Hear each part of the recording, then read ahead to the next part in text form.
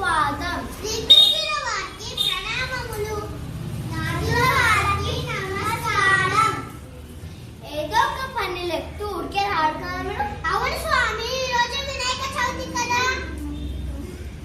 అవును ఋషీశ్వర, ఈ రోజు వినాయక చవితి సాయంత్రం అవుతుంది.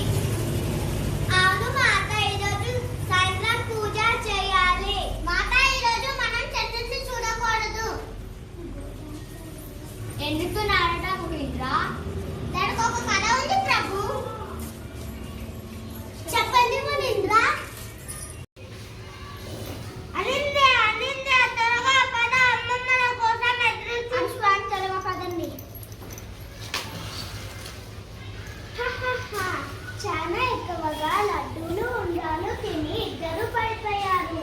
నా కుమారుడిని చూసి నవ్వారు కదా శశాంక.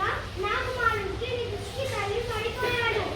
దేవి నేను సోదరుడు కుమారుడిని చూసి నవ్వాలి కనుక ఇది చూసిన వాళ్ళందరూ కూడా నవ్వులవ్వాలి అవుతారు.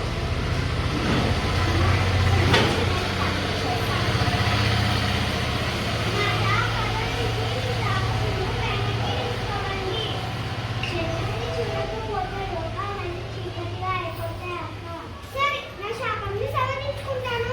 ఒక్క వినాయక చవితి రోజు మాత్రమే ఈ శాపంని పనిచేస్తుంది.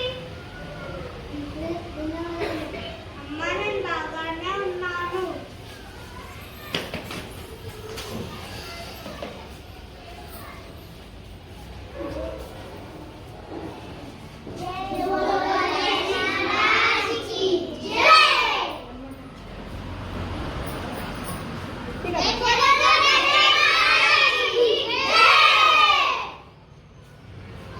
హిందూ మలంగా ద్వారకపురి నగర వాసులకు తెలియజేయనది ఏమనగా, ఈ రోజు వినాయక చవితి పండగ కనుక నగరంలో ఎవ్వరూ చంద్రుడిని చూడకుండదో.